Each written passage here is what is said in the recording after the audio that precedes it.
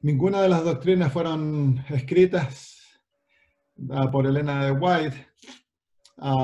Nuestras doctrinas se fueron desarrollando, nuestras doctrinas fundamentales fueron desarrolladas entre los años 1800, podríamos decir 48, el año 1850, cuando nuestros pioneros se juntaron por varios sábados y oraban y estudiaban por días, día y noche oraban, buscando la verdad, y cuando ellos no podían, habían desavenencias entre ellos, oraban hasta que el Señor se manifestaba y a través del espíritu de profecía le mostraba los textos claves para que ellos entendieran la verdad. Y así se desarrollaron las doctrinas del santuario, la doctrina del sábado, el estado de los muertos, la doctrina del juicio investigador, la Pero entonces doctrina esas del revelaciones premio. las recibía Elena de White. ¿Cómo? ¿Esas revelaciones las recibía Elena de White o todo el grupo? No. La recibía Elena de White, pero eran revelaciones en las cuales se mostraban textos bíblicos. No se daban explicaciones a través de ella, eran textos bíblicos que los guiaban a ellos para que pudieran encontrar una solución a sus desavenencias. Y es a través de ese proceso que Dios entonces unió a su pueblo a través de las doctrinas fundamentales. Y luego, a medida fue avanzando los años, Dios fue dándonos otras verdades, se fueron descubriendo el entendimiento profético, y así fue avanzando hasta que establecimos 27 enseñanzas, y luego llegó la última que hace poco se introdujo, la número 28, y ha sido un proceso del descubrimiento de la verdad, y a través de ello el espíritu de profecía jugó el papel de darnos clarificación y darnos entendimiento más profundo de esas verdades, pero nuestras verdades todas fueron extraídas de la palabra de Dios, ninguna fue extraída del espíritu de profecía. El número 28 tiene que ver en cuanto a... no estoy 100% seguro cuál es la número 28, hermano. Fue introducida no en la última conferencia general, sino que en la penúltima, me parece que se propuso y fue aceptada. Y tiene que ver con los dones. No estoy seguro, hermano, así que no voy a dar opinión en cuanto a eso, pero fue aceptada hace algunos años atrás, 10 años atrás me parece que fue. Ahora, es importante entender que nuestras doctrinas, los fundamentos y la expresión de ellas en los fundamentos de nuestra iglesia no son un credo. Hay pastores que andan diciendo que son credos. No son un credo. Esas son una expresión de lo que como pueblo creemos y nos une. Sí, se entiende. Y el espíritu de profecía, ninguna de nuestras doctrinas fue sacada del espíritu de profecía, todas fueron sacadas de la Biblia, pero el espíritu de profecía jugó un papel muy importante en confirmar lo que se nos mostró a través de las escrituras y darnos clarificaciones.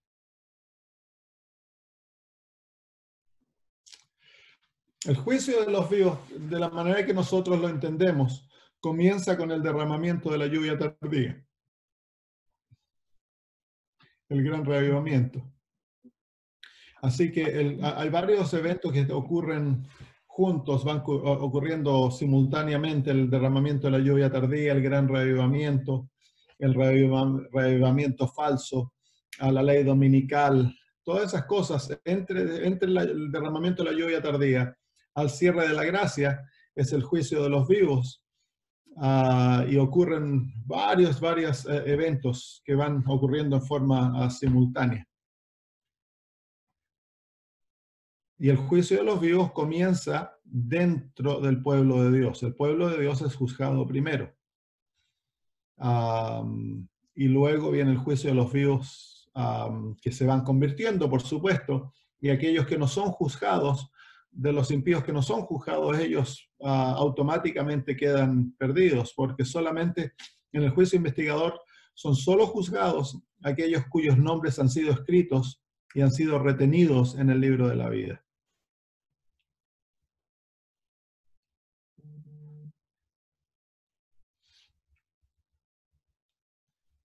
¿Quedó eso claro? ¿Sí? Ya. Ahora, ¿cuál es nuestra seguridad en el juicio? ¿Cómo podemos tener seguridad de que nosotros vamos a ser exonerados en el juicio? Porque todos pasaremos por el juicio. Es Cristo Jesús. Cristo Jesús es nuestra seguridad. Él es nuestro sustituto. Para que entonces nosotros seamos juzgados en Cristo, nosotros debemos ser justificados por Él, debemos tener su justicia. Y es por eso que la justificación por la fe es tan importante, porque es ella que nos garantiza que nosotros vamos a ser exonerados en el juicio, porque nos hemos hecho de Jesús nuestro sustituto. Si Jesús no es nuestra vida, entonces no tenemos esperanza en el juicio. Porque el juicio juzga por las obras. Y al ver nuestras obras, vamos a ser todos condenados. Pero cuando las obras de Cristo toman nuestro lugar y su carácter toma nuestro lugar, entonces aparecemos perfectos ante el juicio. Como lo vimos, como estudiamos a Abraham la semana pasada. Que Abraham aparece perfecto. Es la vida de Abraham en Romanos que aparece ante el juicio. Así que él está exonerado. Perfecto. Una fe perfecta, obras perfectas, pero es que no fue su vida, fue la vida de Jesús que fue imputada a él. Entonces, por eso hermana White dice que no debemos preocuparnos de lo que Dios piensa de nosotros, debemos preocuparnos de lo que Dios piensa de Cristo. Y nosotros debemos estar preocupados de estar escondidos en Cristo Jesús. Muy bien, bueno, parece que hay hermanos que andan corriendo tarde. Ya los días se están alargando, así que es más difícil volver temprano a la casa. Vamos a orar y vamos a comenzar nuestro estudio.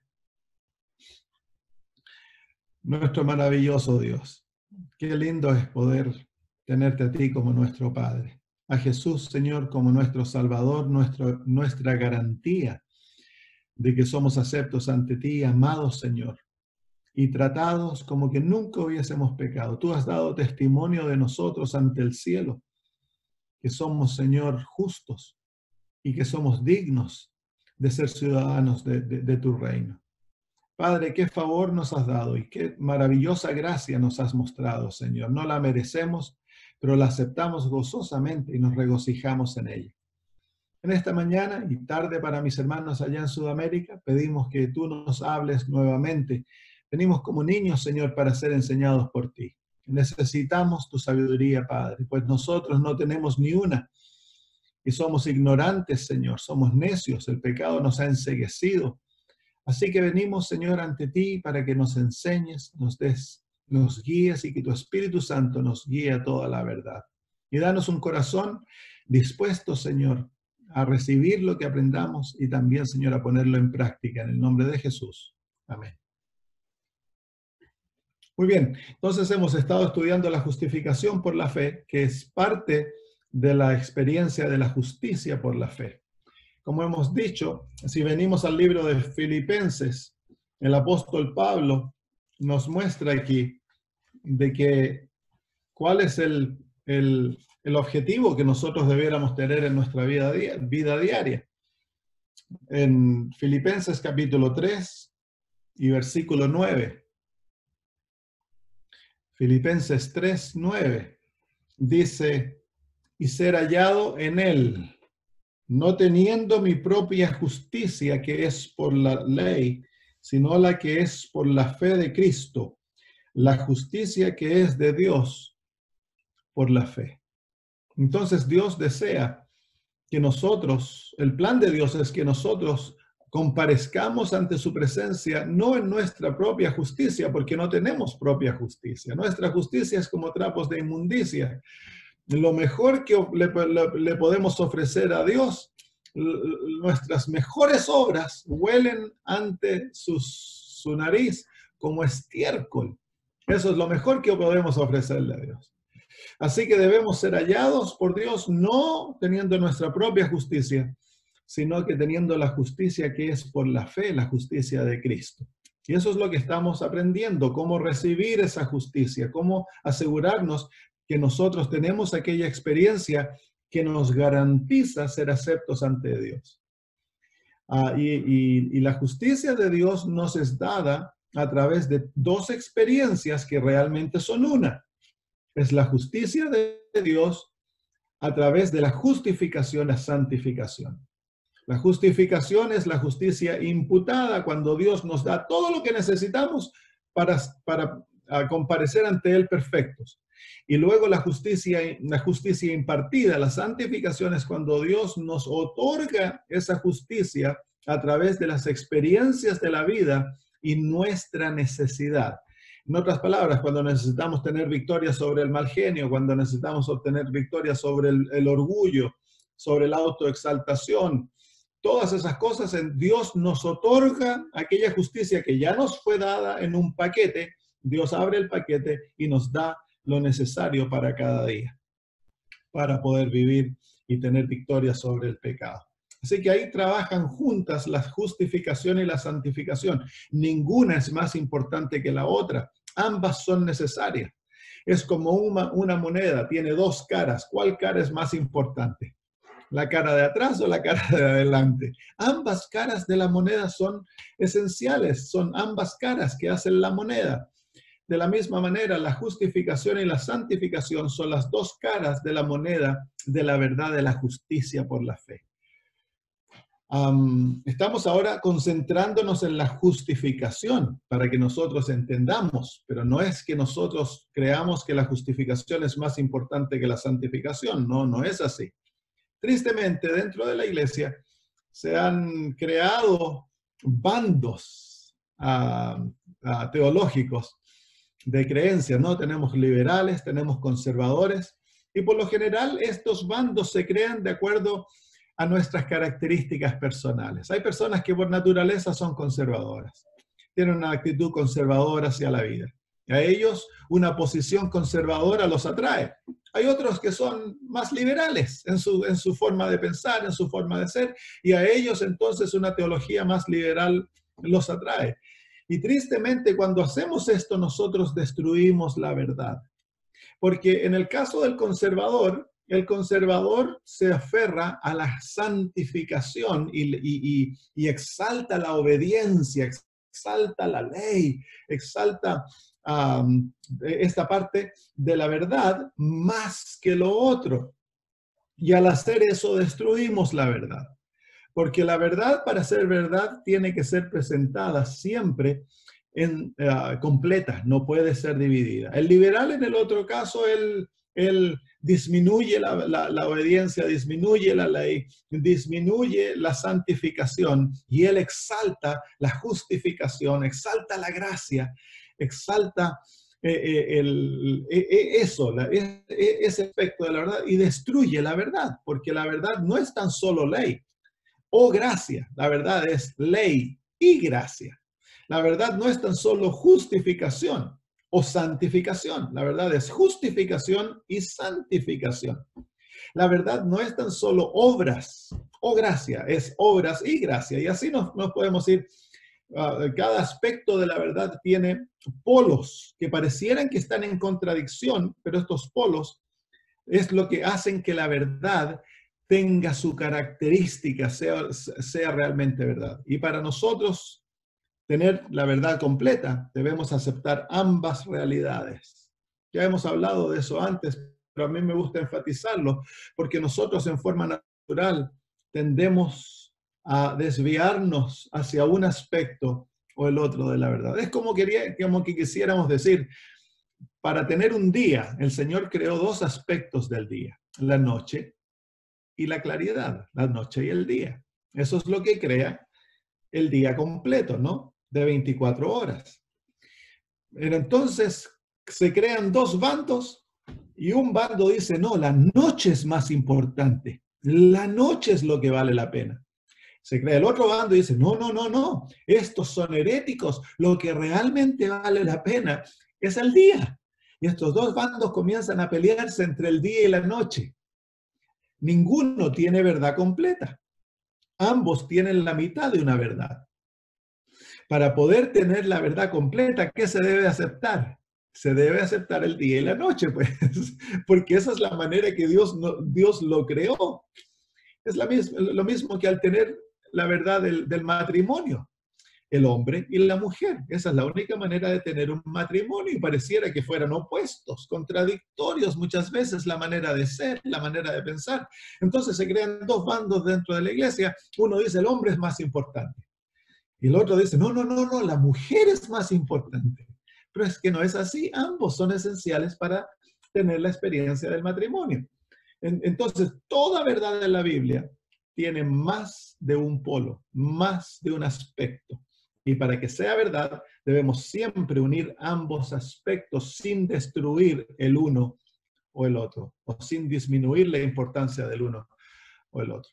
Y al estudiar la verdad de la justicia por fe, entonces debemos considerar todos sus aspectos, la justificación y la santificación. Ambas han de trabajar juntas en el creyente para recrear la imagen de Cristo en nosotros. Muy bien, entonces vamos al libro de Romanos, porque hoy quiero introducir otro aspecto que es necesario para la justificación. ¿Qué es la justificación? Es la experiencia a través de la cual Dios nos da su justicia. Nos otorga, nos imputa su justicia como un paquete.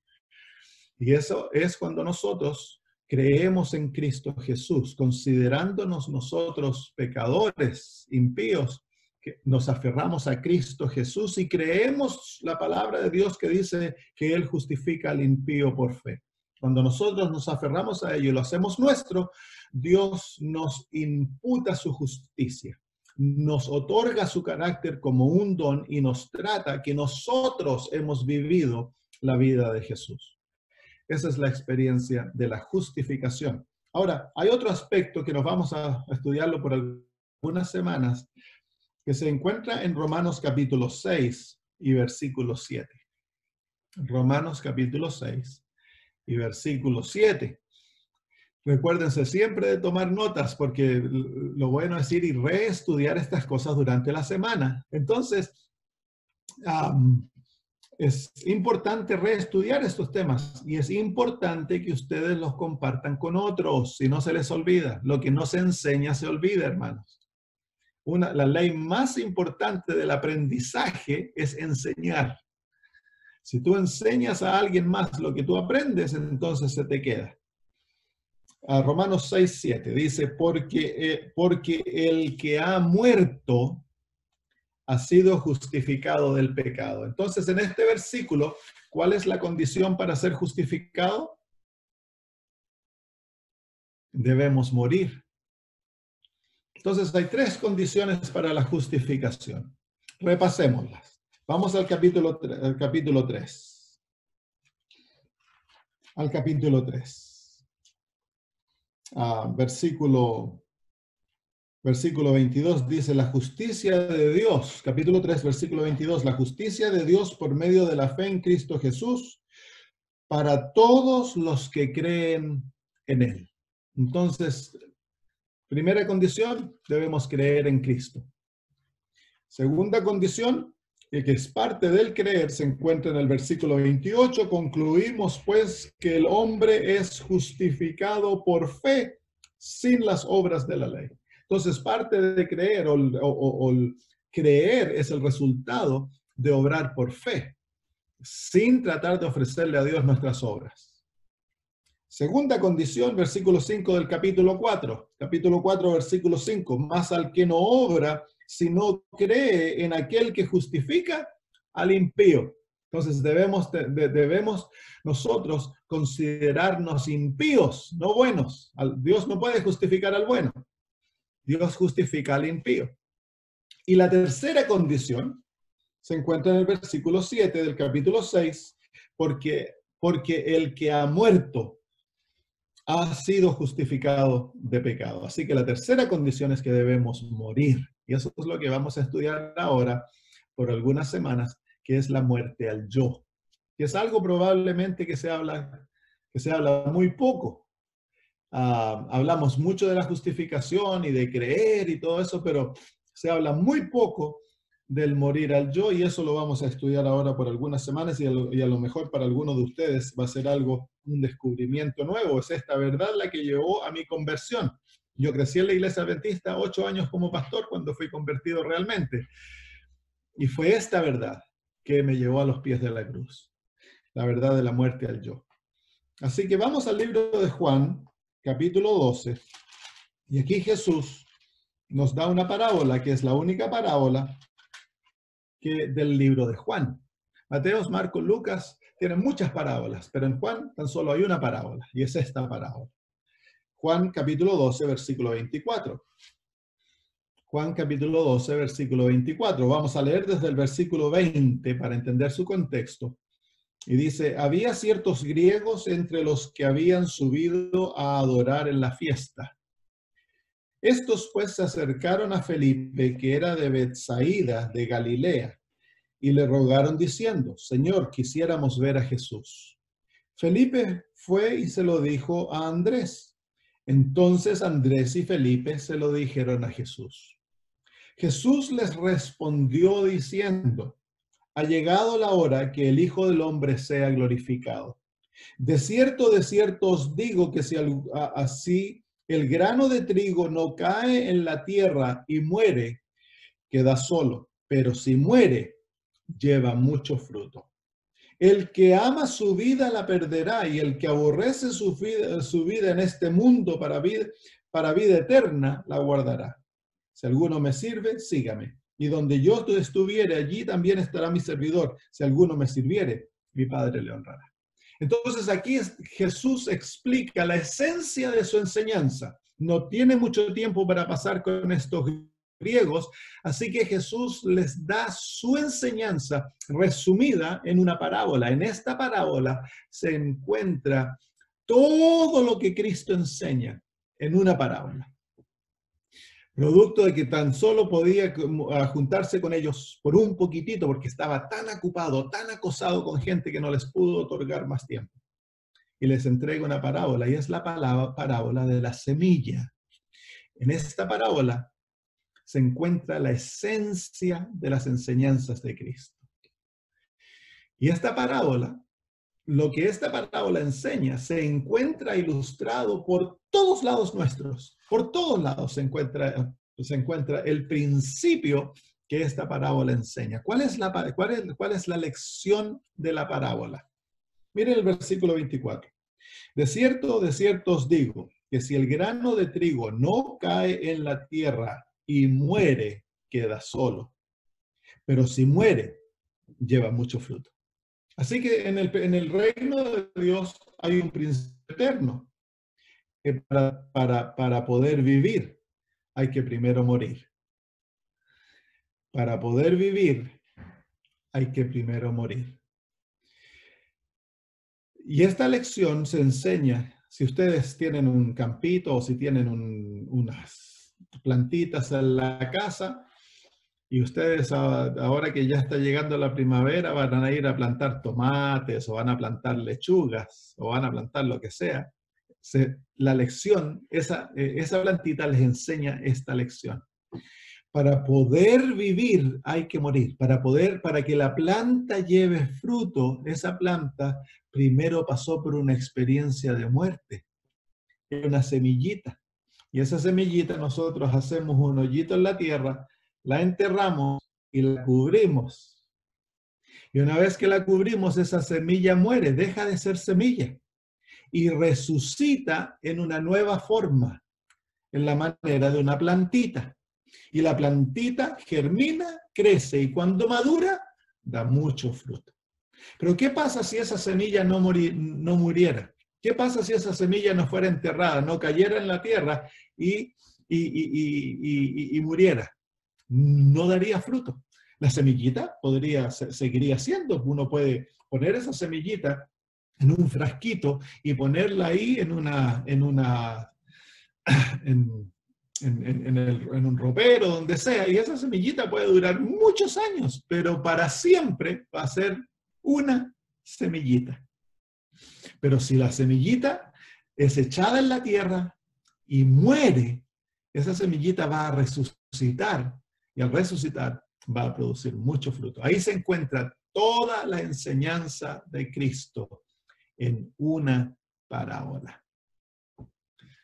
Y es esta enseñanza que nosotros vamos a estudiar y aplicar a nuestras vidas, porque muchos no entienden de que el secreto de la vida y el secreto de la vida cristiana se encuentra cuando nosotros escogemos morir a nosotros mismos, a no servirnos a nosotros. Incluso, miren, vamos al libro de Génesis.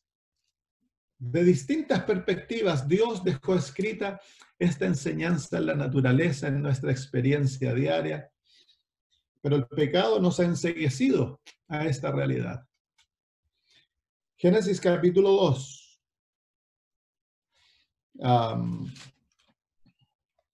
Venimos al versículo 18. Y dijo Dios, no es bueno que el hombre esté solo. ¿Se acuerdan de la semilla sola?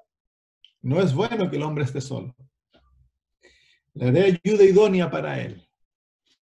Entonces, para que Adán tenga ayuda idónea y no esté solo y pueda producir fruto, algo tiene que pasar con Adán.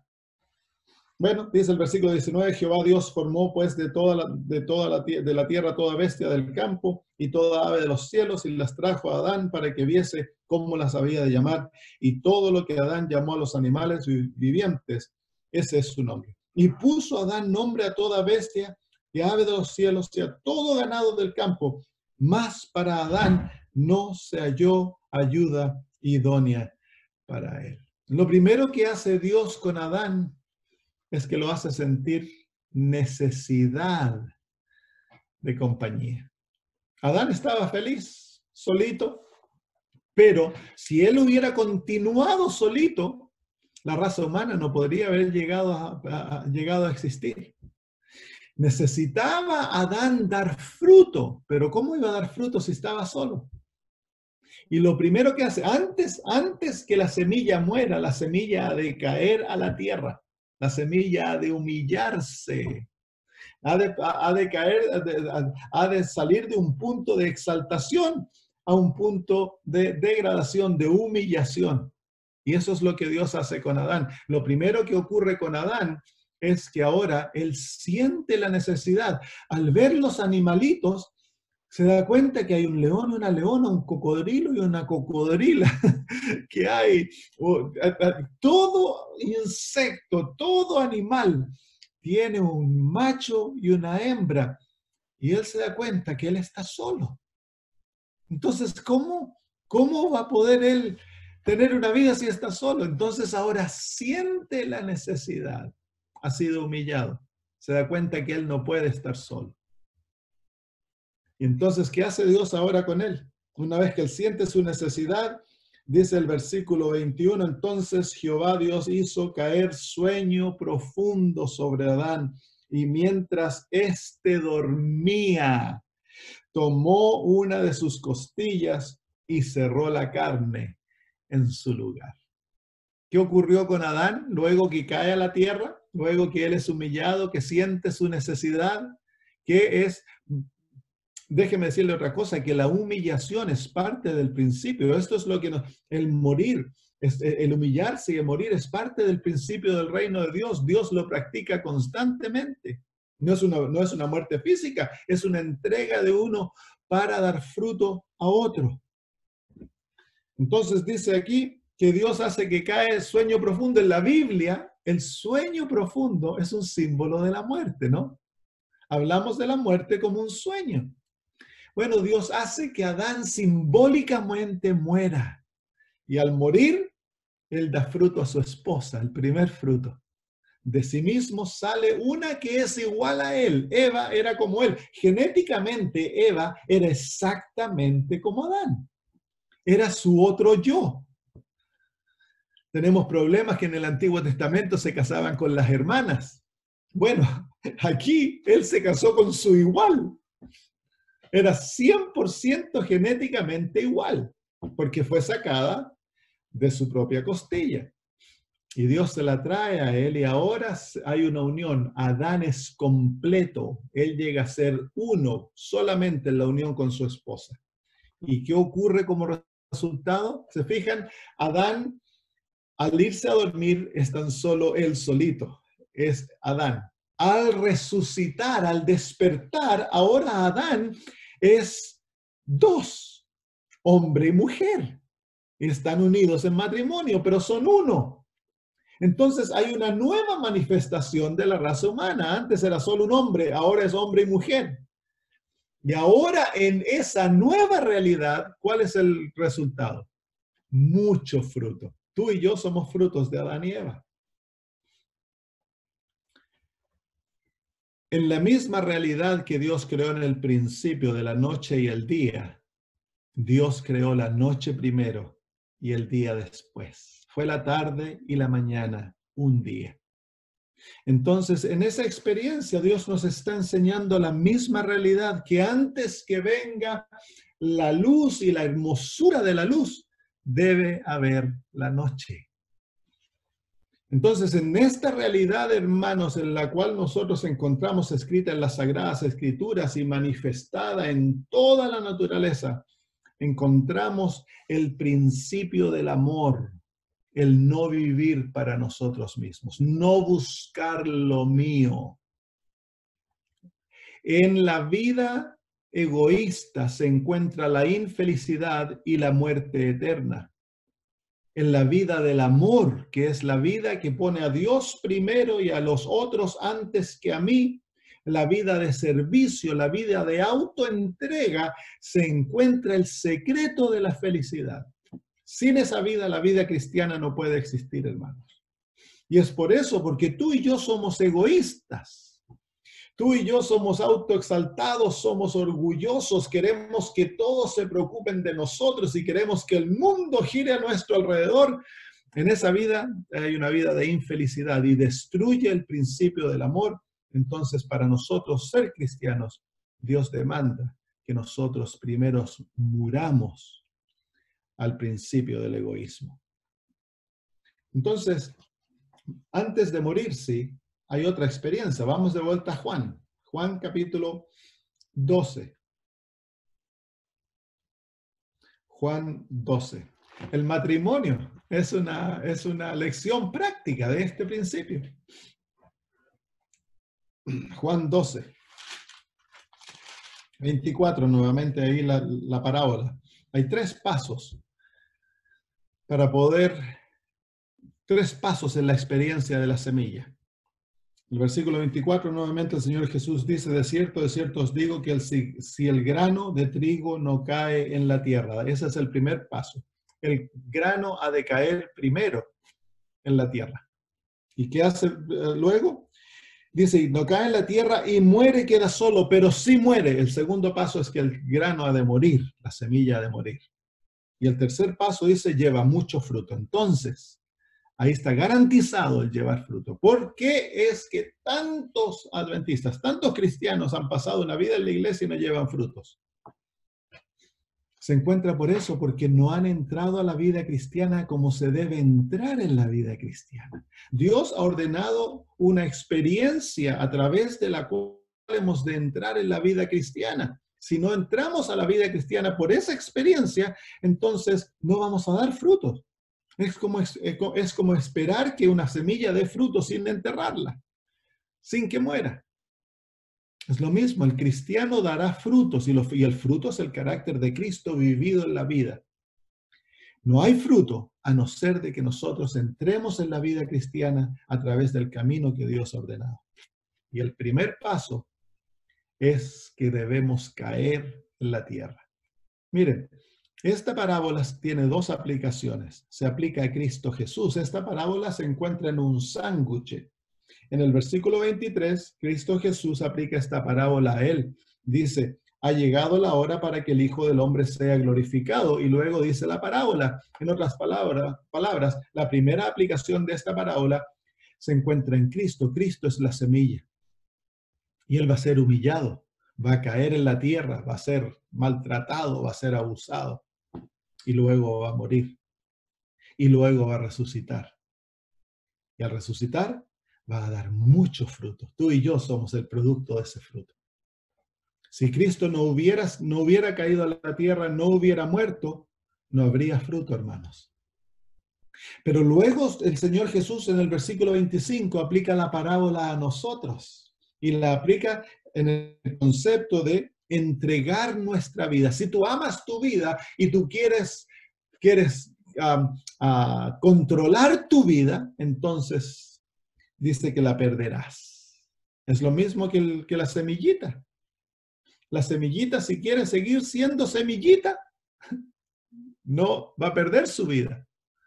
Pero si la semillita se entrega, esa semillita se va a multiplicar en muchas otras semillitas. Es como el granjero, el campesino, hace algo que no tiene sentido común. Él, lo primero que hace para poder tener ¿cómo se llama? Un harvest, ¿cómo se llama eso? Una cosecha. ¿Qué es lo que hace? Él tira sus semillas. Se deshace de las semillas, las tira en el campo y pierde todas las semillas. Perdió su vida, pues. Y parecería, si tú vinieras de otro lado y no entiendes el principio de la agricultura, pero ¿cómo puede este hombre deshacerse de toda su inversión? En esas semillas él invirtió todo lo que tenía y luego lo que hace, lo tira. Pero ¿qué ocurre al fin del ciclo de la agricultura? Él tiene cosecha. Y ahora aquella semilla se reprodució 100 veces o más y le otorga el fruto. ¿Se fijan en el principio maravilloso? Entonces el Señor Jesús aplica la parábola a nosotros. Si tú quieres tener vida eterna, ¿qué has de hacer con tu vida? La debes entregar. Debes deshacerte de tu vida. Si deseas vivir para ti mismo, pierdes tu vida. Si entregas tu vida, entonces la ganas en vida eterna. Entonces ahí se encuentra el principio del cristianismo, hermano. El cristianismo es una experiencia en la cual uno se entrega, se deshace de su vida diariamente para glorificar a Dios y para el bien de los demás. Muy bien, vamos entonces ahora a ver ese primer paso, que la semilla ha de caer en la tierra. Entonces la semilla, el caer, esta palabra caer, nos está hablando de descender. La semilla se encuentra aquí, pero tiene que caer a la tierra. Es un paso de humillación. El ser humano ha de ser humillado, no porque Dios desea avergonzarnos o maltratarnos, sino porque en el principio del reino de Dios, antes de la exaltación, viene la humillación. Hemos de aprender a ser como Dios. Dios es un Dios humilde. Jesús no escogió nacer en una mansión. Él nació en un pesebre. Jesús no vino como rico, nació como pobre. Jesús no vino como un negociante lleno de dinero. Jesús vino como el hijo de un carpintero, hermanos, a trabajar con sus propias manos, a desarrollar callos. Desde pequeño tuvo que cooperar con su padre, luego su padre murió y él tomó el liderazgo del hogar para proveer para su madre y para su familia. Vivió una vida de dolor. El Dios del cielo se humilla naturalmente porque el amor no busca lo suyo, el amor no busca el lugar más alto, el amor le da el lugar más alto a los otros y él toma el lugar más bajo.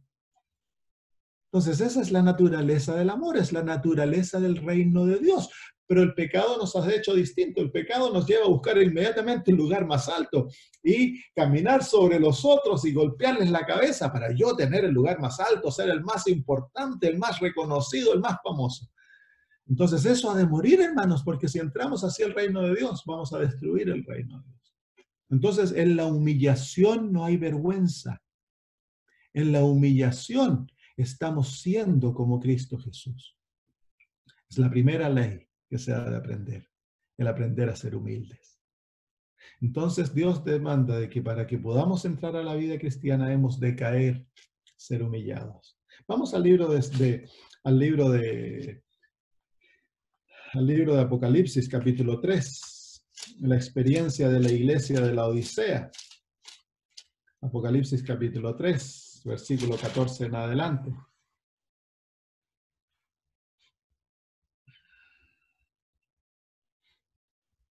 Apocalipsis capítulo 3, versículo 14 en adelante. dice, y escribe al ángel de la iglesia en la Odisea: he aquí el amén, el testigo fiel y verdadero, el principio de la creación, dice esto: yo conozco tus obras, que ni eres frío ni caliente, ojalá fueses frío o caliente, pero por cuanto eres tibio y no frío ni caliente, te vomitaré de mi boca. Porque tú dices, yo soy rico y me he enriquecido, de ninguna cosa tengo necesidad, y no sabes que tú eres un desventurado, miserable, pobre, ciego y desnudo.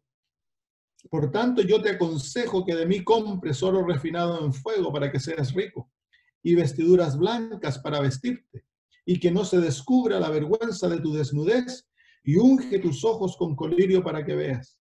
Yo reprendo y castigo a todos los que amo. Sé pues celoso y arrepiéntete. He aquí yo estoy a la puerta y llamo, si alguno oye mi voz y abre la puerta, entraré a él y cenaré con él y él conmigo. Al que venciere le daré que se siente conmigo en mi trono, así como yo he vencido y me he sentado con mi Padre en su trono. El que tiene oído, oiga lo que el Espíritu dice a las iglesias. Entonces esta iglesia tiene una enfermedad. Esta iglesia es tibia, no es ni fría ni caliente. Y esta iglesia representa en forma general a todo el cristianismo de nuestra época, pero en forma particular representa a la iglesia adventista, a ti y a mí. Cuando hablamos de la iglesia adventista no estamos hablando de la institución, hablamos de los miembros. Y los miembros son tú y yo, el pastor, los dirigentes, todos somos miembros de la iglesia adventista. Entonces, al hablar de la iglesia adventista, hermanos, nos hablamos de una iglesia que tiene un problema, tiene una enfermedad. ¿Y cuál es la enfermedad? Ella es tibia. ¿Por qué es tibia? Porque tiene una boca que dice, yo amo a Cristo, oh Dios es mi todo, pero su corazón está muy lejos de Dios. No ha sido sometido a Cristo. No ama al Señor de todo corazón. Y lo lleva esto a manifestarse en una vida doble. Vivimos una vida dentro de la iglesia y otra vida en el mundo. Queremos servir a Dios con un pie, con el otro pie queremos tener las bendiciones o las ventajas mundanas. Queremos ser cristianos, pero mundanos a la misma vez. ¿Y por qué es este problema? ¿Por qué es que somos tibios? Esa es nuestra enfermedad. La enfermedad es un síntoma de una causa. Hay algo que te está causando esta enfermedad. Si tú tienes tos, si estás resfriado, pasas resfriado, eso es un síntoma. La fiebre es un síntoma que te está hablando que hay algo que está causando esto. Hay algo más profundo que el síntoma externo. La tibieza de la iglesia es un síntoma externo. Hay una causa más profunda. ¿Y cuál es la causa más profunda? Se nos muestra en el versículo 17. Dice, porque tú dices, yo soy rico, me he enriquecido y de ninguna cosa tengo necesidad. Ahí se encuentra la causa de la enfermedad de la Odisea. ¿Cuál es la causa? La causa es una experiencia cristiana centrada en sí misma. La Odisea confía en sus riquezas, se cree rica y no siente necesidad de nada. Es por eso que Jesús está afuera, Jesús está golpeando a la puerta del corazón. Yo estoy aquí a la puerta y llamo, dice. Esta es una iglesia que se llama cristiana y sin embargo Cristo está aún afuera. Eso es una contradicción. ¿Cómo podemos llamarnos cristianos si Cristo está aún afuera de la experiencia? ¿Por qué está fuera Cristo? Porque, hermanos, nosotros no tenemos necesidad de Cristo. ¿Por qué es que no tenemos necesidad de Cristo? Porque nosotros creemos que ya somos ricos. No tenemos necesidad de nada, nos hemos enriquecido. Es como el publicano que vino a orar al templo. Él ya se creía rico, él se creía hijo de Abraham. ¿Por qué? Porque, bueno, él era israelita y pagaba el diezmo y guardaba el sábado y se vestía y comía y hacía todas las cosas de la ley. Por lo tanto, él se creía rico, él ya se creía bueno. No tenía necesidad de nada. Y se creía mejor que el publicano, el fariseo y el publicano. Es lo mismo que el joven rico viene a Jesús y le dice, ¿qué he de hacer para heredar la vida eterna? Él cree que ya es heredero de la vida eterna. Y le dice, todas esas cosas yo he hecho desde pequeño, le dice a Jesús, yo soy un hombre bueno, soy obediente a la ley. Y sin embargo, cuando Jesús le mostró el camino de la vida cristiana, él se fue triste a casa porque ya se veía rico, pero sus riquezas no le alcanzaban para seguir a Jesús. Miren lo que dice Babilonia en el capítulo 18 del libro de Apocalipsis. Se nos muestra esta expresión de Babilonia. Dice en el versículo 7 del capítulo 18, este es la esencia de Babilonia. Babilonia es la religión, es la expresión de una experiencia religiosa que está centrada en el yo. Yo la llamo la religión del yo. Y dice así, cuanto ella se ha glorificado y ha vivido en deleites, tanto darle tormento y llanto, porque dice, esto es lo que dice Babilonia, dice en su corazón, yo estoy sentada como reina y no soy viuda y no veré llanto. También tiene esta expresión de riqueza, esta expresión de autoconfianza. ¿Por qué? Porque ella siente de que ella es buena. Ahora, la Odisea no es Babilonia, pero el problema es de que la actitud de Babilonia controla la mente de los miembros de la Odisea. Babilonia no ha dejado de existir en el corazón de la Odisea. Entonces, ¿qué debe ocurrir? El Señor desea que de nuestro punto de exaltación, este punto de autoconfianza, este punto que no siente necesidad ni siquiera de Jesús. Es por eso que los adventistas no somos buenos para orar. No sentimos necesidad de estar entre hermanos y juntarnos como los pentecostales. Ellos oran a veces todas las noches.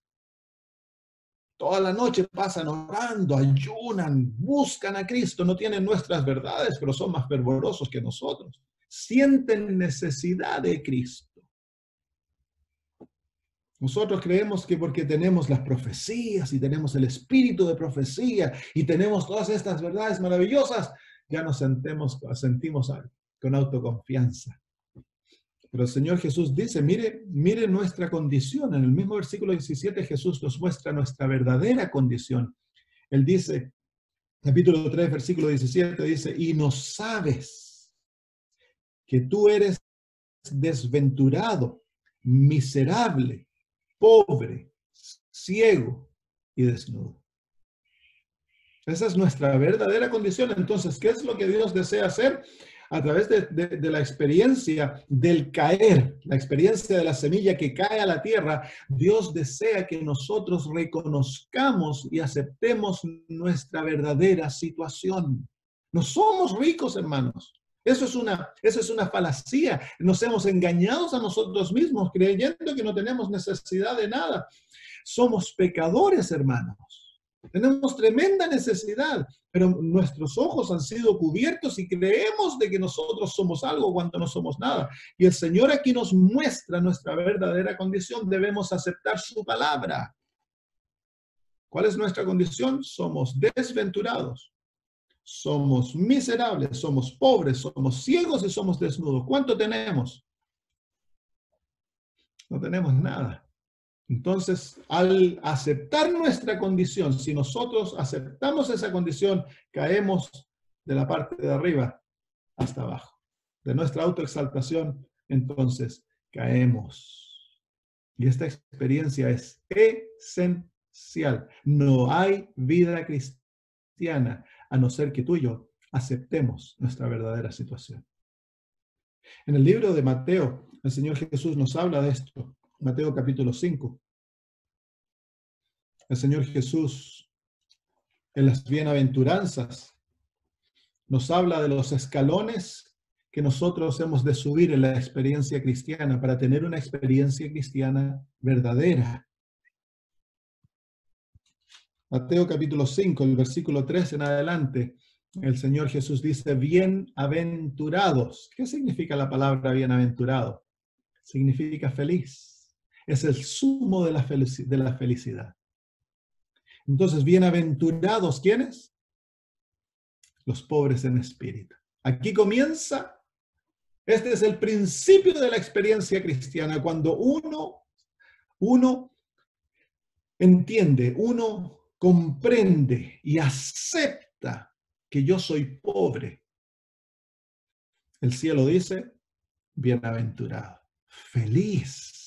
Esa es verdadera felicidad. Cuando yo entiendo que yo no poseo nada, esto ya lo estudiamos cuando recién comenzamos a estudiar la justificación por la fe, que tú y yo no poseemos nada que podamos ofrecerle a Dios. Lo peor, tenemos una deuda impagable con Dios.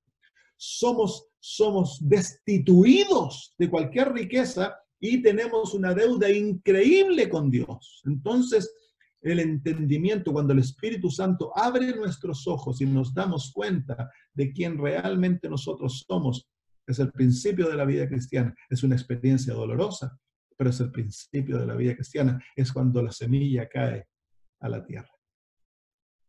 Y hablamos de eso como convicción. Es la voz de Dios hablando al corazón, al alma humana, y destruyendo las barreras que el pecado ha levantado para enceguecernos de nuestra propia condición. Porque Satanás sabe muy bien que mientras nosotros no tengamos convicción de quién somos, no vamos a necesitar a Cristo. Podemos estar en la iglesia, podemos hacer todo lo externo, vestirnos, comer, a guardar, podemos hacer todo lo externo, pero mientras el alma no necesite a Cristo, mientras el alma no anhele a Jesús, Satanás sabe que no hay salvación. Entonces nos engaña a sentirnos satisfechos con nuestra propia condición, tener confianza en nuestras obras. Cuando el Espíritu Santo, a través de las flechas de amor, atraviesa ese caparazón y penetra el corazón y abre los ojos. Eso nosotros llamamos convicción. Cuando, por ejemplo, David cometió pecado, terrible pecado. Un día salió a caminar en el techo de su casa, como en las casas en el Medio Oriente tienen terrazas en el techo, no tienen techos como nosotros porque allá no llueve mucho. Salió y vio a una mujer bañándose desnuda. En esos días no había pornografía publicada, pero sí, el hombre siempre ha sido atraído por la pornografía. Es una de las caídas del pecado, consecuencias del pecado. Y en vez de retirarse, la contempló, era una mujer hermosa, y la llamó, cometió adulterio, la mujer quedó embarazada. David trató de cubrir su pecado. ¿Cómo lo iba a cubrir? Mandó a llamar a Urías, el esposo que estaba en guerra, y lo trató de forzar de que se fuera a acostar con la esposa, pero él no lo iba a hacer. ¿Cómo lo iba a hacer? En su mente pensaba, mis hermanos están en guerra arriesgando su vida, y yo me voy a ir a deleitar con mi esposa. No, era un hombre fiel, un hombre de principio 100%. Bueno, entonces, ¿cuál era la solución? Matarlo, para que la mujer quedara viuda, y así se pudieran unir, y pareciera legal. Bueno, lo puso en la batalla, mandó un mensaje, déjalo adelante y déjalo solo. Murió. Y de un tiempo se unieron como esposos, nació el niño.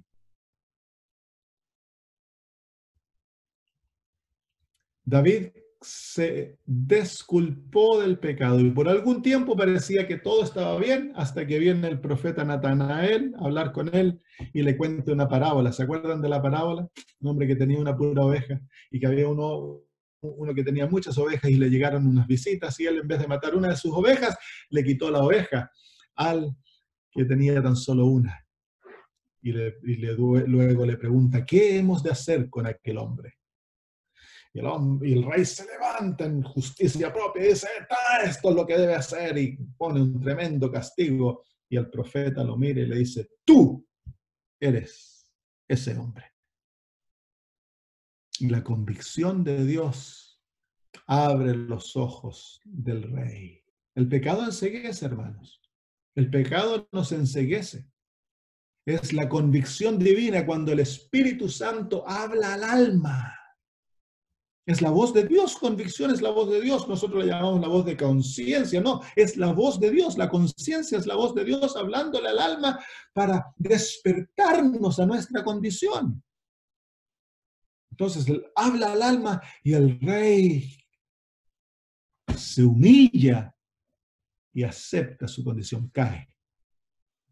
Y al caer, ya comenzó en la experiencia. Dios puede perdonar cualquier pecado si el pecador está dispuesto a humillarse. Pero ¿cuál es el problema? En que muchos nos excusamos de nuestro pecado. Y cuando el Señor apunta el dedo y dice, tú eres el hombre, en vez de humillarnos, ¿qué hacemos? Nos ponemos orgullosos y rechazamos la convicción y peleamos contra aquella convicción. Y tristemente, hermanos míos, al pelear contra aquella convicción, muchos se han alejado de Dios y dejan de escuchar la voz del Espíritu. Y ya son insalvables. Entonces, por eso dice el Señor que cuando escuchareis mi voz, no endurezcáis vuestros corazones. La voz de la convicción. A todos nos ha pasado. ¿Te ha pasado una vez estás sentado en la iglesia, el pastor está predicando y de repente el pastor dice algo y es como que te estuviera hablando a ti? Y te das cuenta, pero sí, ese soy yo. Hasta ese momento no te habías dado cuenta y de repente comienzas a darte cuenta, los ojos se te abren y te das cuenta que estás en error. ¿Te ha pasado? Eso es convicción. Eso es el Espíritu Santo hablando al corazón para que te des cuenta de tu pobreza. El Señor anhela que su pueblo se dé cuenta que somos pobres, que somos ciegos, que estamos desnudos, que estamos desventurados, que somos miserables, que no tenemos nada. Ese es el propósito de la convicción, el despertarnos a nuestra verdadera situación. Pero no queremos, hermanos, porque es doloroso. Vamos de vuelta a Mateo, capítulo 5, el segundo paso. Bienaventurados los pobres en espíritu, porque de ellos es el reino de los cielos. Así que es a los pobres que Dios le da su reino, no a los ricos. Por eso el Señor Jesús le dijo al joven rico cuando se iba, le dijo, cuán difícil es para un rico entrar en el reino del cielo. Dios no está hablando de los ricos de materiales, Dios está hablando de los ricos espirituales, de aquellos que se creen ricos como la Odisea, que no tienen necesidad de nada. Es imposible para ellos entrar en el reino de Dios. ¿Por qué? Porque no sienten necesidad de nada. La única esperanza que se tiene es que cuando la convicción habla al alma, ellos se humillen como David.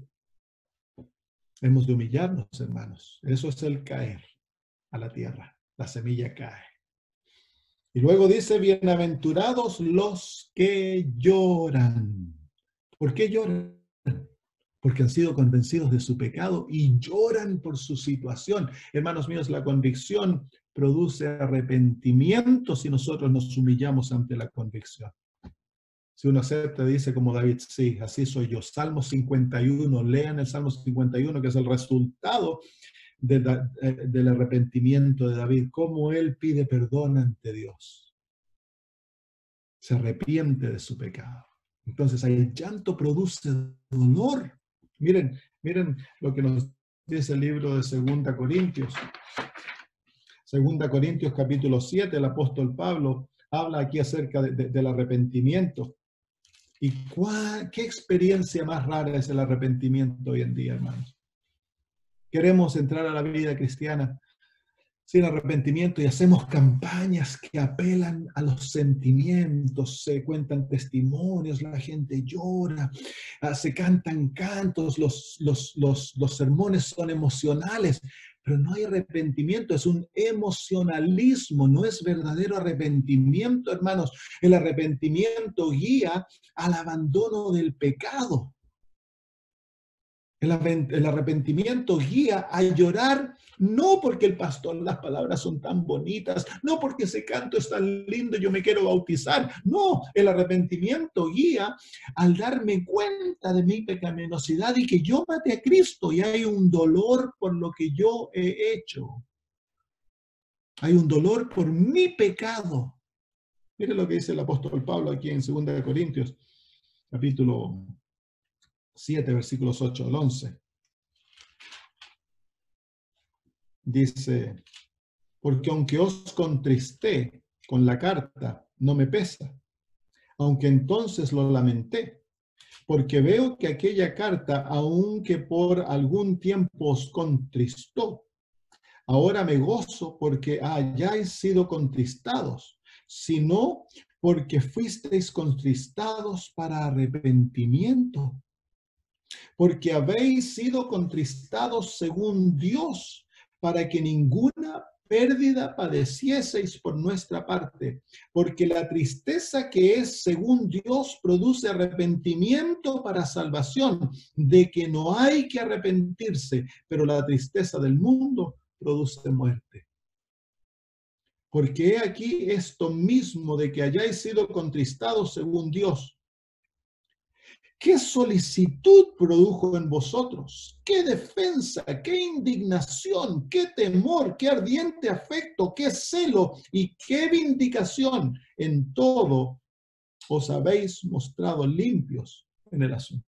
¿Se dan cuenta, hermanos, cuál es el fruto de la... Dios nos contrista, nos hace llorar, al abrir nuestros ojos y al darnos cuenta cuán malos somos. Cuánto hemos pecado contra Dios, cuán rebeldes hemos sido, cuán egoístas. Cuando Dios abre nuestros ojos y nos damos cuenta de nuestra verdadera realidad, va a contristarnos. Vamos a llorar. Bienaventurados los que lloran. ¿Por qué están llorando? No están llorando, hermanos míos, por un emocionalismo barato. Ellos están llorando porque se han dado cuenta de su culpa. Y eso es lo que causa dolor. Ese es el único verdadero arrepentimiento. Cuando lloramos, cuando somos contristados por nuestra maldad, por nuestra pobreza. En el libro de Eclesiastés, mire lo que dice, hay una contristación que viene de Dios. Y ese dolor producido por la convicción divina es codiciable. Debemos pedir que Dios produzca esta experiencia en nosotros y buscarla. Eclesiastés capítulo 7 y versículo 3.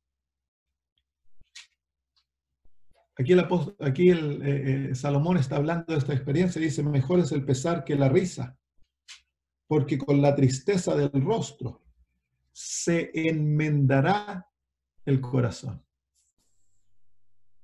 Hay algo en nosotros, hermanos, que responde al dolor. El pecado nos ha hecho duro, pero a través del dolor Dios enmienda el corazón. Y eso es verdad, el fruto del arrepentimiento es una experiencia de la cual no se debe arrepentir. Se produce, nos libra del pecado, nos lleva a la confesión, nos lleva a la humillación, que es el próximo paso en las bienaventuranzas. Pero leamos algunos otros versículos. Miren en Jeremías capítulo 31. Jeremías capítulo 31.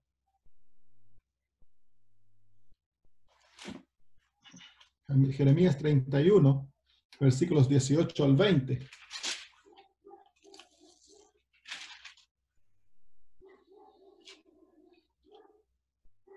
Hablando de Efraín y cómo Efraín pasa por una experiencia de arrepentimiento. Mire lo que dice, escuchando he oído a Efraín que se lamentaba.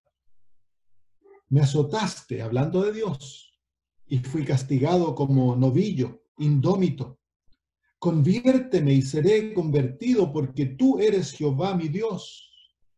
Porque después que me aparté tuve arrepentimiento, y después que reconocí mi falta, herí mi muslo, me avergoncé y me confundí, porque llevé la afrenta de mi juventud.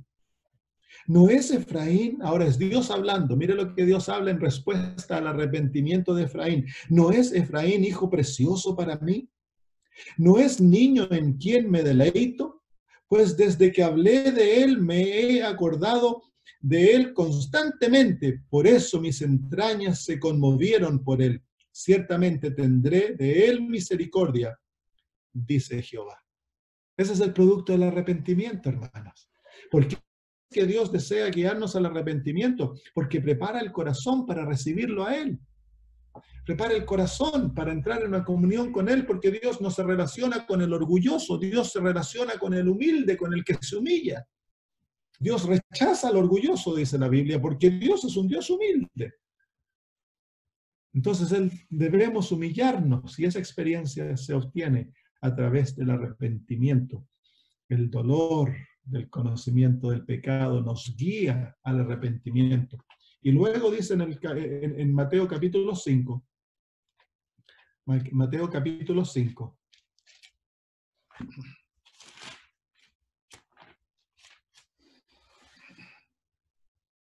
el versículo 5 dice, bienaventurados los mansos, o en otras traducciones, los humildes. Entonces, ¿qué produce la convicción de nuestra pobreza?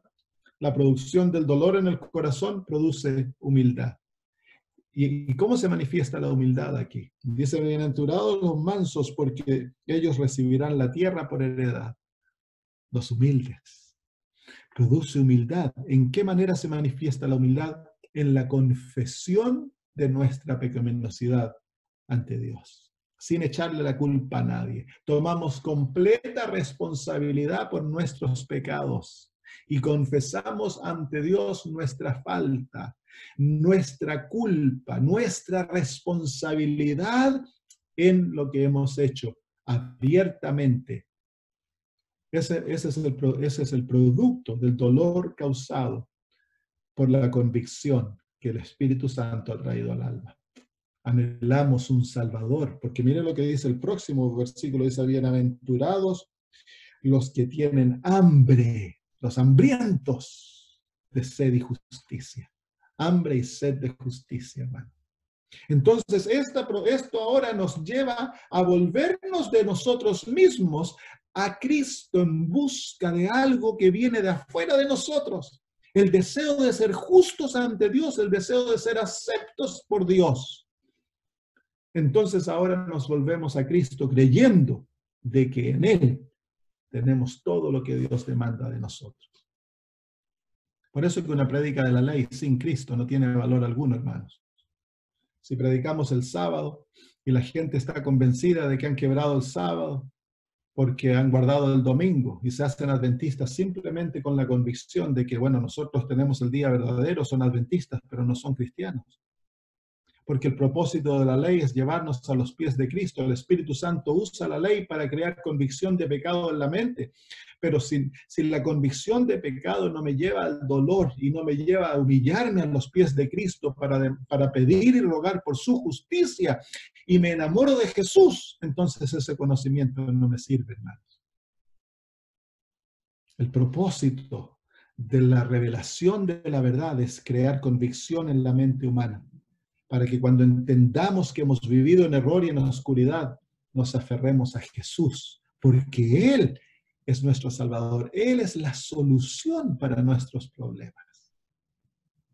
Amén. Es por eso que en el libro de Apocalipsis el Señor Jesús dice, te aconsejo que de mí compres.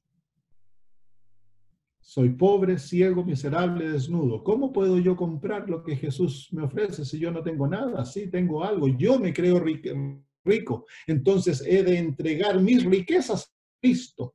He de abandonar mis riquezas, como el apóstol Pablo dice, que él lo perdió todo para obtener a Cristo Jesús. Esa es la experiencia. Nosotros hemos de entregarlo todo lo que nosotros nos creímos, todo lo que nos dio seguridad, en todo lo que nos llevó a tener autoconfianza, debe ser entregado a los pies de Cristo. Esas son las riquezas que usamos para comprar lo que Cristo nos ofrece, sus riquezas. ¿Y cuáles son las riquezas de Cristo? Él dice que para que compres de mí oro refinado en fuego, que es una fe que obra por el amor. Y vestiduras blancas para que no vean tu desnudez. Esa es la justicia de Cristo. Los mantos de la salvación que nos cubren. Y colirio para que veas.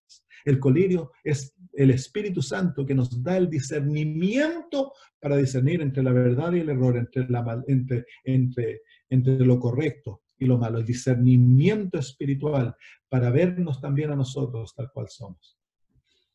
Entonces, para poder tener las riquezas de Cristo, que es la perla de gran precio, el tesoro escondido, nosotros hemos de truecar lo que nosotros tenemos, lo que nosotros creemos tener, nuestras riquezas, entregárselas a Cristo, aceptando nuestra pobreza, nuestra necesidad, y recibir de Él todo lo que Él nos ofrece. Y miren, en Apocalipsis, el Señor Jesús también nos habla de la experiencia de que Mateo nos habla, de la experiencia de la convicción, de la experiencia del dolor.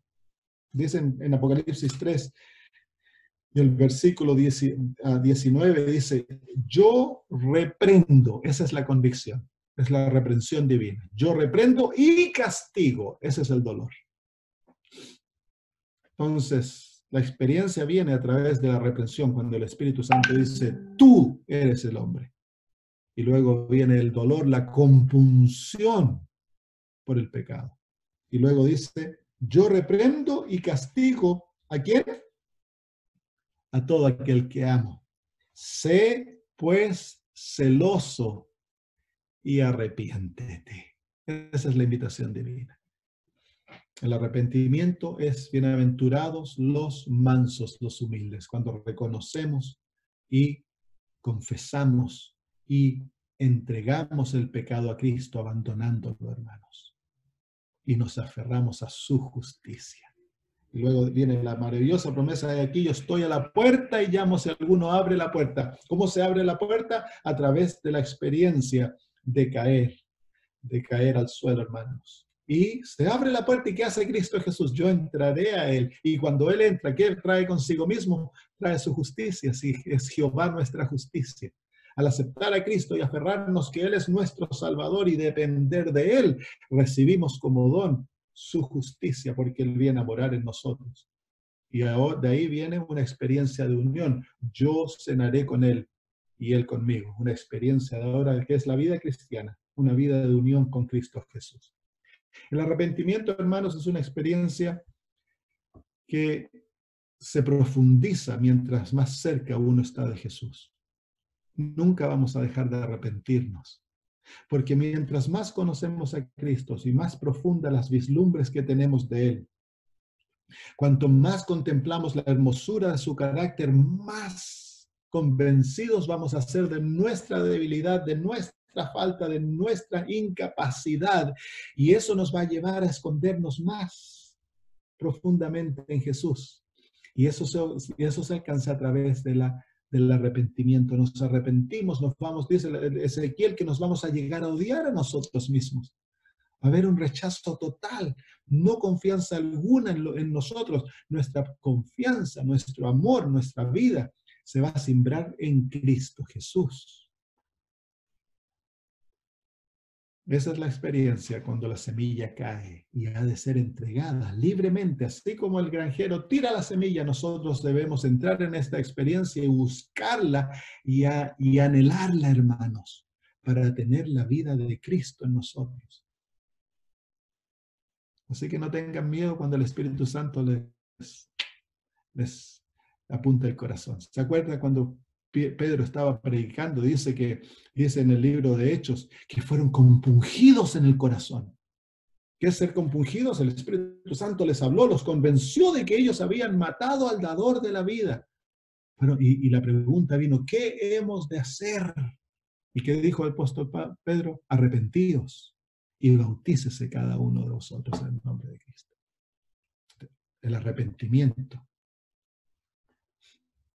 Muy bien, ¿hay alguna pregunta, hermanos?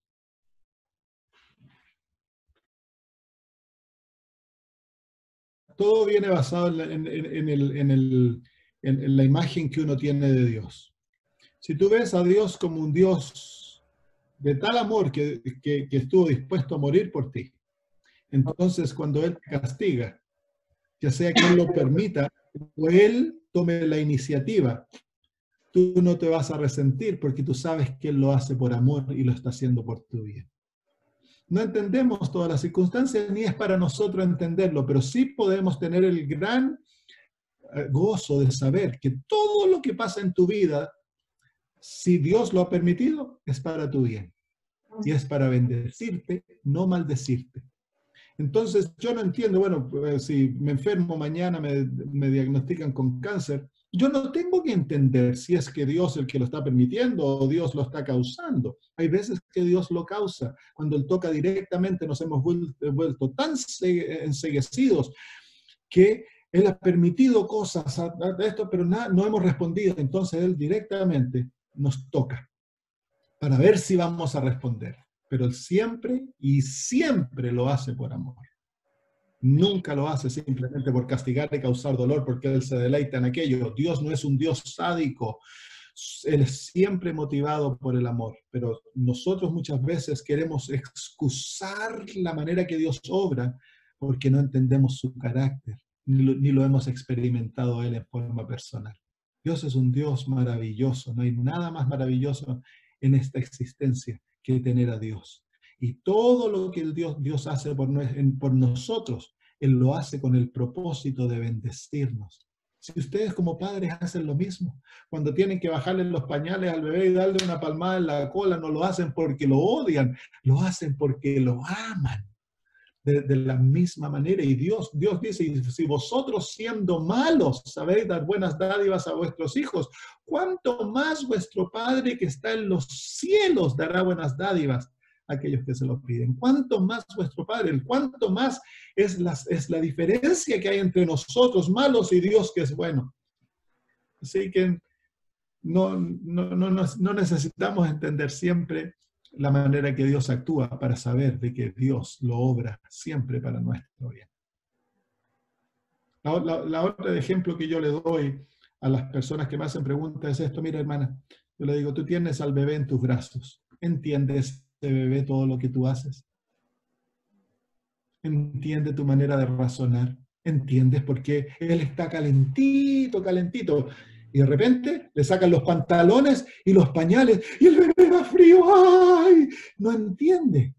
Pero el bebé descansa en la tetita de la mamá, feliz, en los brazos del papá. Él es feliz. ¿Por qué? Porque él simplemente mora en el amor de los padres. Es lo mismo con nosotros. Nosotros no necesitamos entender todo lo que Dios hace de la manera que Él actúa para nosotros descansar en su amor y en lo que Él hace por nosotros. Él siempre lo hace para nuestro bien. Amén. El celo verdadero, tan solo Dios tiene celo verdadero. Nuestro celo es un celo egoísta. El verdadero celo es un resultado de un amor puro, que al ver cómo el pecado nos destruye, motiva a Dios lo hace airarse contra el pecado, contra la maldad.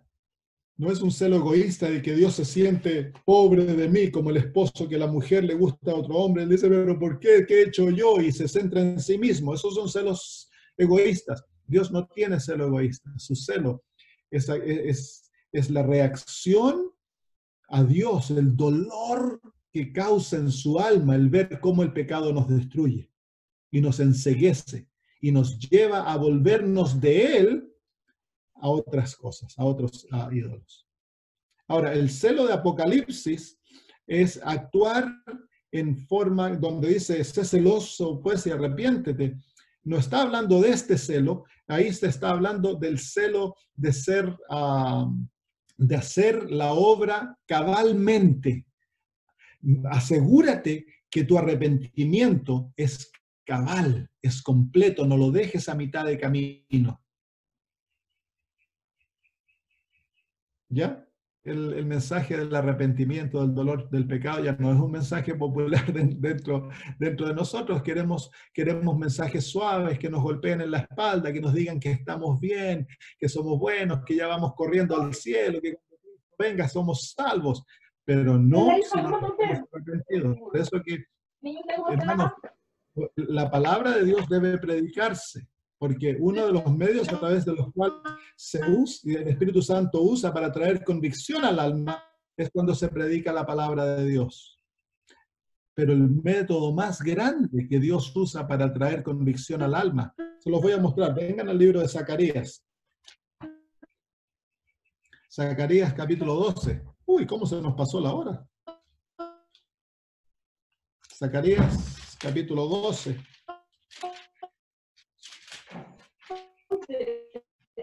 Y versículo 10, Zacarías 12:10.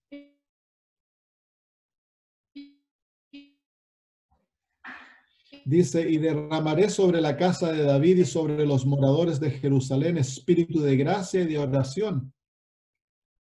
Y mirarán a mí, a quien traspasaron, y llorarán como se llora por hijo unigénito, afligiéndose por él como quien se aflige por el primogénito.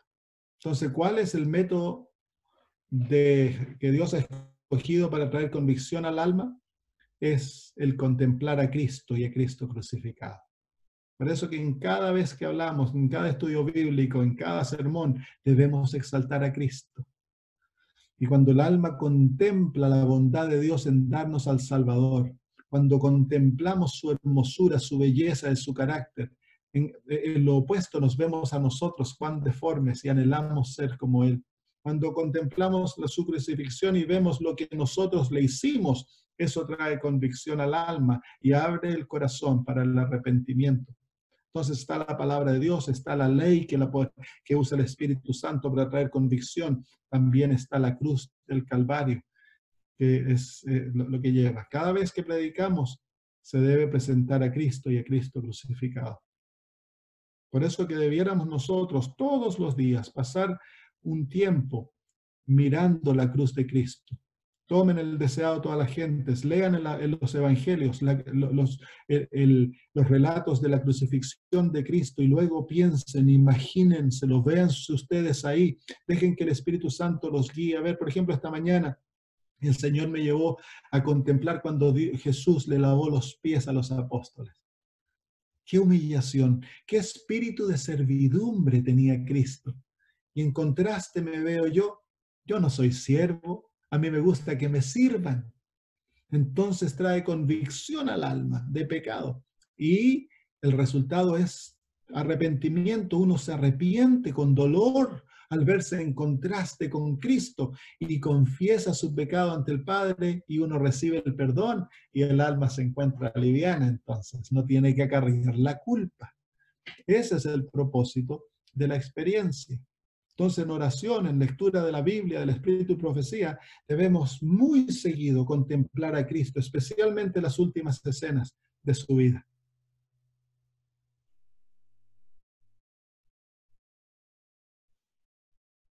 Bueno, ya se nos hizo tarde. Vamos a orar. ¿Qué les parece? Querido Padre, tú deseas hacer una obra tan maravillosa en nuestro corazón. Sin embargo, Señor, el pecado nos ha enceguecido, nos ha hecho autosuficientes, exaltados, orgullosos. Creemos que no tenemos necesidad y sin embargo tenemos una necesidad tan profunda, Señor. Haznos pobres, Padre. Haz que lloremos, Señor, por nuestra circunstancia, por nuestro pecado, por lo que te hemos hecho. Abre nuestros ojos para que veamos nuestra verdadera situación, Padre, nuestra verdadera condición. Haz que tu Espíritu Santo nos convenza de pecado, Señor, y de justicia y de juicio. Señor, pedimos por la experiencia verdadera del arrepentimiento para que entremos a la vida cristiana como debemos, Señor, cayendo primero a la tierra antes de morir, Señor. Gracias, Padre. Guía a mis hermanos, a mis hermanas, Señor, sé con ellos durante la semana. Guíalos en todo, bendícelos, Señor, y bendícelos con las bienaventuranzas de Mateo 5. Que, Señor, sean felices siendo pobres espiritualmente, que sean felices llorando por su situación, que sean felices, Señor, al humillarse ante tu presencia y sean felices al recibir la justicia de Cristo. Gracias, Señor. En el nombre de Jesús. Amén.